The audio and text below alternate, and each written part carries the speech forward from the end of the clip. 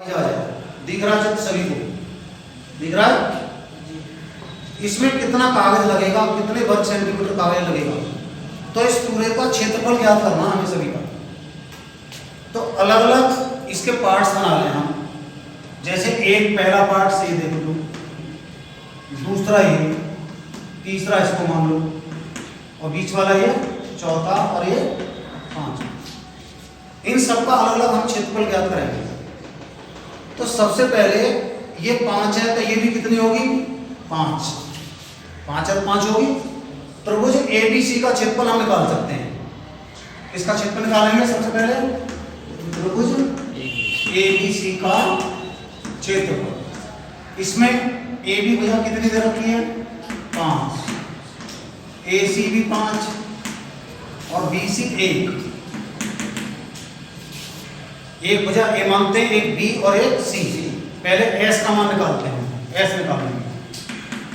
ए plus B plus सी बटे 2, 5 5 3, 11 बटे 2। S का मान आ जाएगा 5.5। अब एरिया त्रिभुज ABC क्षेत्रफल, सूत्र वही लगेगा, एस माइनस ए, S माइनस बी और S माइनस सी।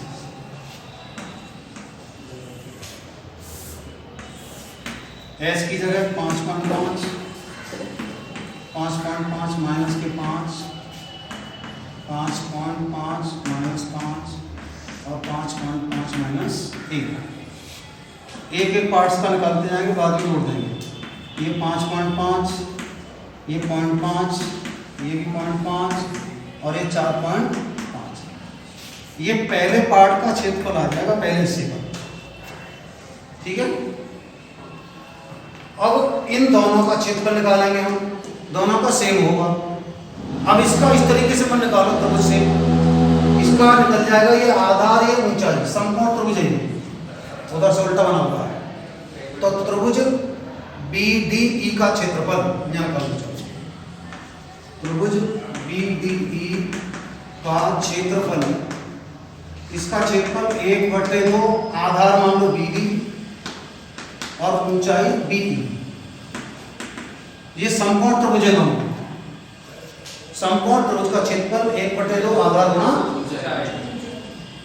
तो इसका क्षेत्रफल 1/2, BD का मान 6 और ऊंचाई कितनी है? 1.5। ये कट जाएगा 3 बार। इसका क्षेत्रफल आएगा 4.5 वर्ग सेंटीमीटर। इसका त्रिभुज BDE का, जितना BDE का होगा उतना ही CGF का होगा, क्योंकि दोनों कैसे हैं? बराबर। तो ये कौन से पार्ट का क्षेत्रफल हो गया? Second part. अब थर्ड पार्ट, एरिया लिख दो यहाँ पर, त्रिभुज BDE = एरिया त्रिभुज CGF, और ये भी कितना होगा? 4.5। 3 पार्ट का क्षेत्रफल आ गया हमारे पास, ये 3 का आ गया। अब चौथे वाला देखिए, ये आयत बना हुआ है। क्या है बीच वाला हिस्सा? आयत का क्षेत्रफल होता है लंबाई गुणा चौड़ाई। अब देखिए, यही देखो, इधर आ जाए। अब तीसरा जो पार्ट, चौथा पार्ट है, एरिया BHIC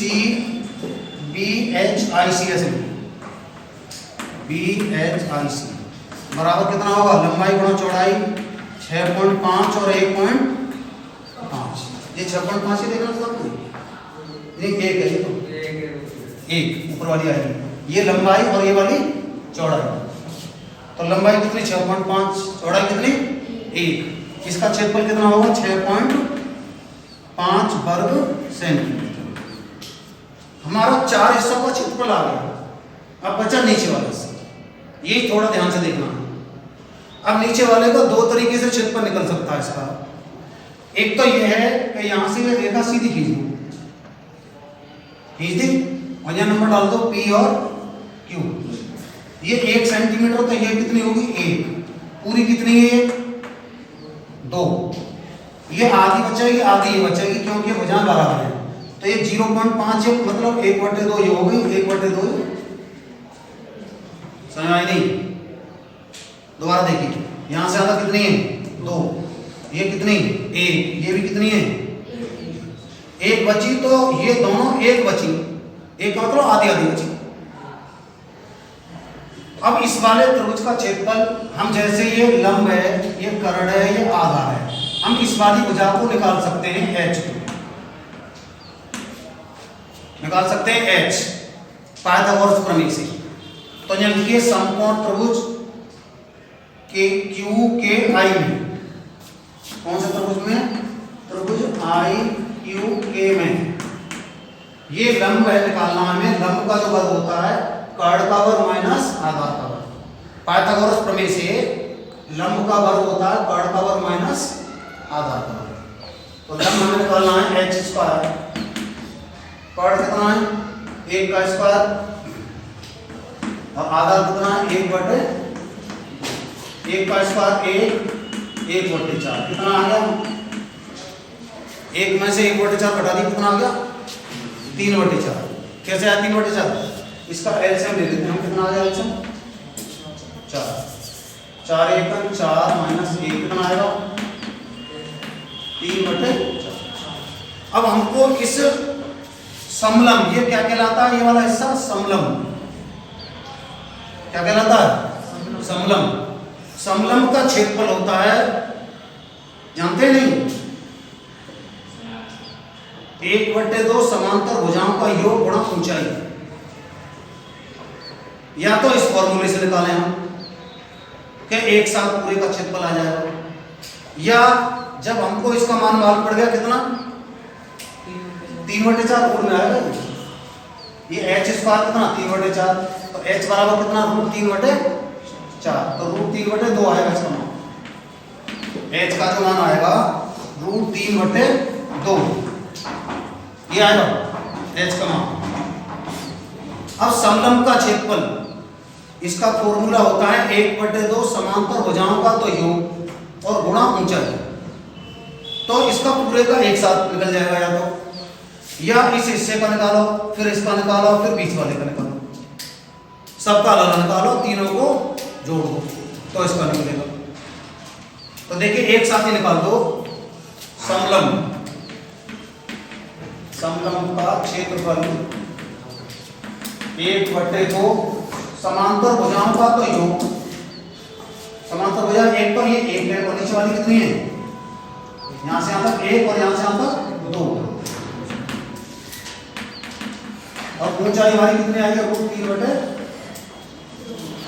ये समलंब का क्षेत्रफल का सूत्र होता है 1/2 समांतर भुजाओं का योग गुणा ऊंचाई।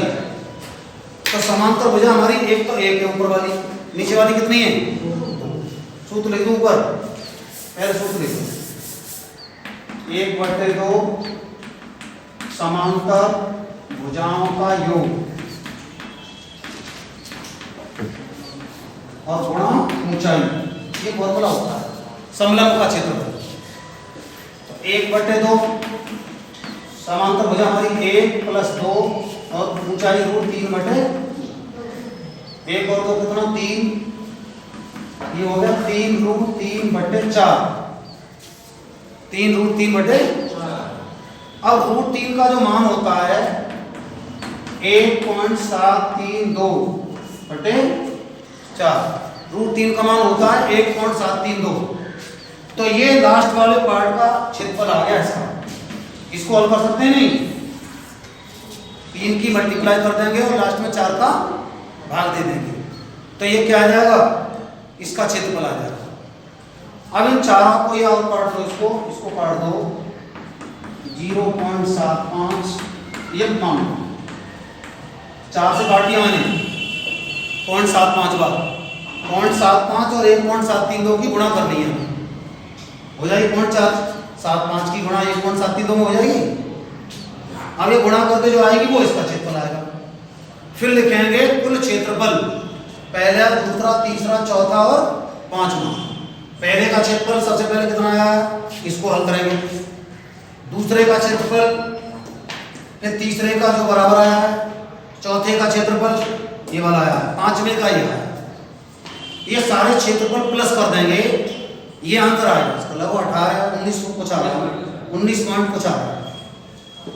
ये आएगा उत्तर। ठीक, बंद कर दो।